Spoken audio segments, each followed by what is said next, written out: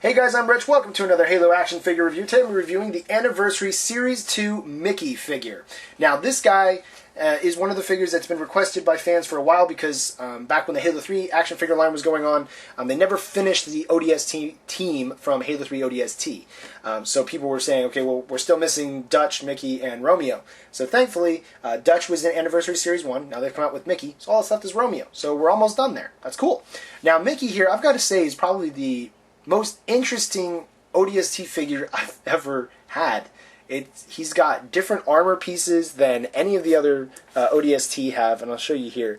For one, he has a custom shoulder piece, which should be removable as far as matching it up with other ODST, but mine seems to be stuck. Huh, what's up with that? There we go. Yeah, there we go. Yeah, still has articulation. Now I'm looking at that joint there. That one looks a little bit different than I remember standard ODST having. I don't remember them being able to open their arms this high. So maybe they've actually fixed this figure a bit. A problem that used to happen with the ODST figures that were based on the Halo 3 ODST designs was that they broke a lot.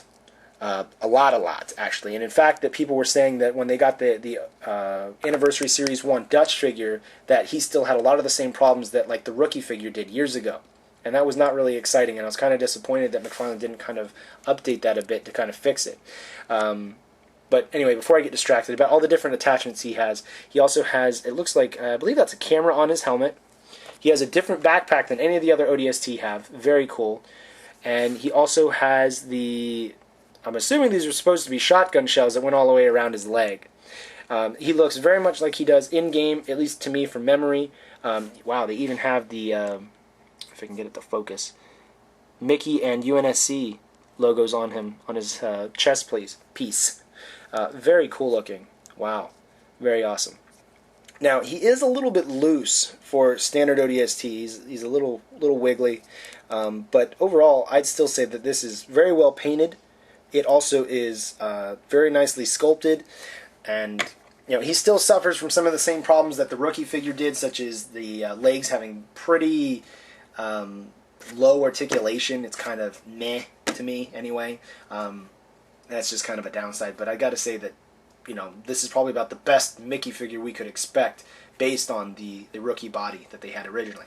Now this figure comes with two accessories. One is the rocket launcher, and I would like to stress that these are Halo 3 designed figures. So Halo 3 was not as good as far as durability as the Reach figures are in terms of, especially of the weapons and the hands. So you got to be careful about getting this rocket into Mickey's hands here, or any of your other Halo 3 figures. Because this figure actually is still in scale with the old Halo 3 designs. If you take like a Spartan 3 from Halo Reach and put it up next to him, it's way taller because they're in totally different scales. So just remember that this is, if you get this and he ends up looking shorter than maybe some of your Reach UNSC troopers or something, that's because he's more in the Halo 3 scale and not the Reach scale. Like I was saying with the rocket though, be careful because the old Halo 3 weapons were pretty much all very brittle if you put a lot of force on them, and I know a lot of people break off this grip right here in the front. So just be careful, handle it with a little bit more care than you would with your Reach figures, and everything should be fine. The other accessory that he comes with is a piece of the UNSC Insignia. Here, I think I have it upside down. I think that's right.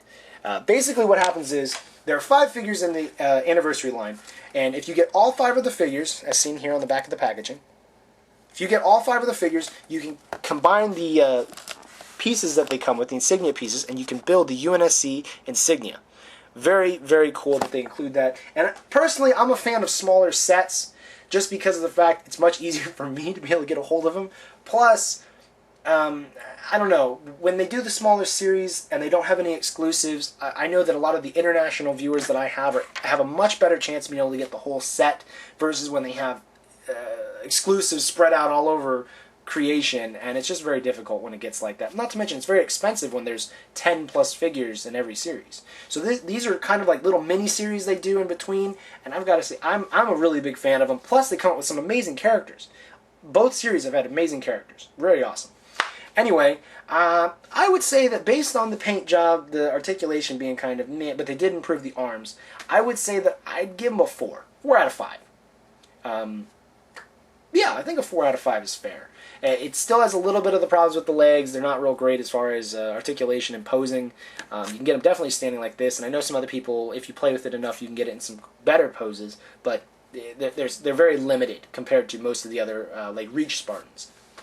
But overall, a 4 out of 5. I do recommend you do picking it up if you're interested in this character.